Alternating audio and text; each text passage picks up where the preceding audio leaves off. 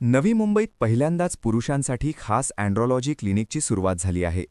Medicover हॉस्पिटल्सनी हा पुढाकार घेत पुरुषांच्या प्रजनन आणि लैंगिक आरोग्यासाठी स्वतंत्र अँड्रॉलॉजी युनिट सुरू केलं आहे.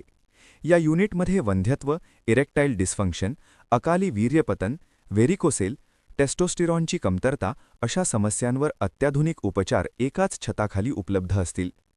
मायक्रोसर्जरी, पेनाइल प्रॉस्थेसिस, हॉर्मोन थेरपी, पीआरपी आणि शॉकवेव्ह थेरपीसारख्या प्रगत सुविधा येथे दिल्या जाणार आहेत. युरोलॉजिस्ट आणि अँड्रोलॉजिस्ट डॉक्टर सनीश श्रिंगारपुरे आणि डॉक्टर विकास भिसे यांच्या मार्गदर्शनाखाली हे क्लिनिक कार्यरत राहणार आहे.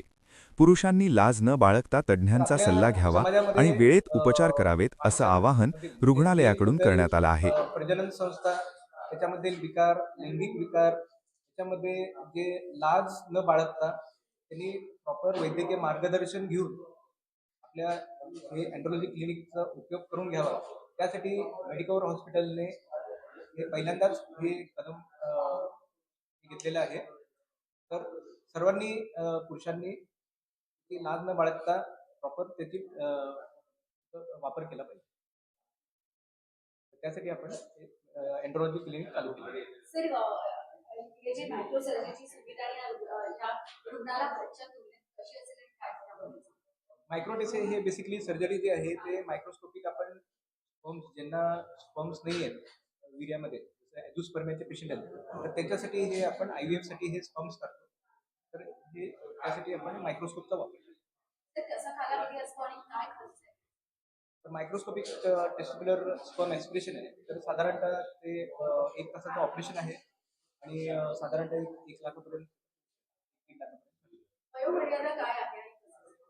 नाही वयोमर्यादा म्हणजे ज्यांना आता वीर्यामध्ये धातू नाही आहेत ते जे पेशंट आहेत त्याच्यामध्ये आपले रिप्रोडक्टिव्ह एजमधले जे पेशंट आहेत 20 ते 40चे जे पेशंट आहेत त्याच्यासाठी हे ऑपरेशन. ते बाकी हॉस्पिटलपेक्षा मेडिकल काय बदल? तर मेडिकवरमध्ये जे ट्रेंड अँड्रोलॉजिस्ट आहेत माझ्यासारखे आणि डॉक्टर विकास सारखे जे ट्रेंड अँड्रोलॉजिस्ट आहेत त्यांनी हे अँड्रोलॉजीमधले आम्ही पिनाईल इम्प्लांट म्हणजे त्यांचं लिंग ताठरता नाही आहे त्याच्यासाठी आम्ही इम्प्लांटचं ऑपरेशन करतो. त्याचं आम्ही स्पेशल ट्रेनिंग घेतलेलं आहे. त्यानंतर मायक्रोस्कोपिक सर्जरी जसं तुम्ही सांगितलं मायक्रोस्कोपिक व्हेरिकोसिल किंवा मायक्रोस्कोपिक टेस्टिक्युलर स्पर्म ॲस्पिरेशन त्याचं आपल्याला वेगळं ट्रेनिंग घ्यायला लागतं. त्याचं आम्ही दोघांनी ट्रेनिंग घेतलेलं आहे.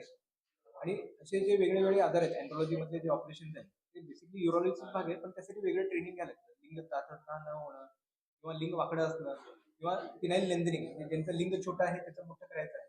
ह्याच्या पुढे आपण चालू करणार आहे जेंडर चेंज सर्जरी म्हणजे माणसाची बाई आणि बाईचं माणूस male to female female to male. तर त्यासाठी पण स्पेशल आम्हाला फेलोशिप किंवा ट्रेनिंग घ्यायला लागते. ते आपण ट्रेनिंग घेतलेलं आहे आणि इथं आपल्याकडे पूर्ण टीम आणि सगळे फॅसिलिटीज आहेत. तर ते आपण नवीन मुलांनी पहिल्यांदाच आपण चालू जनजागृती काय असेल? अवेअरनेस कसं करावं?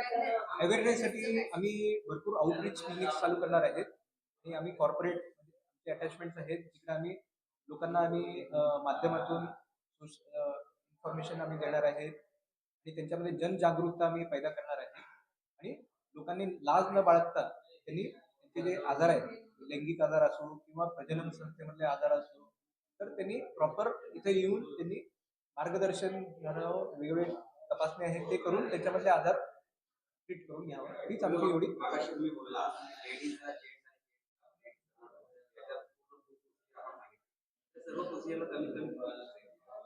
तसं बघायला गेलं तर ही जी प्रोसिजर आहे ती नवी मुंबईत कुठंच होत नाही. तर ही जी प्रोसिजर आहे याच्यामध्ये भरपूर स्टेप्स असतात. जसं मी तुम्हाला सांगितलं पहिल्यांदा हॉर्मोनल थेरपी असते ती ऑलमोस्ट 6 महिने ते 1 वर्ष चालू राहते. त्याच्यानंतर सायकोलॉजिकल कन्सल्टेशन होतं.